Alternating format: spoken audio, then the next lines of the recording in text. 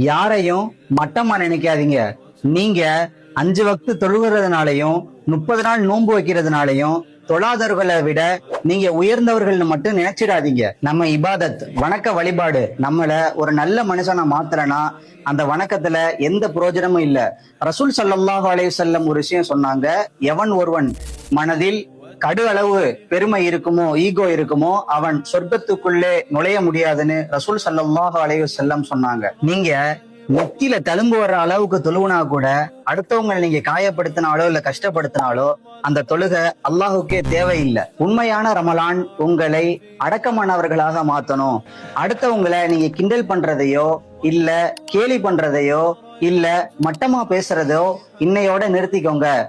உங்களோட கேரக்டர் தான் ஈமானோட கண்ணாடி. தலை குனிஞ்சு அல்லாஹுவை வணங்குங்க. தலை நிமிர்ந்து வாழ ஒரு அழகான வாழ்க்கையை அல்லாஹ் தருவான்.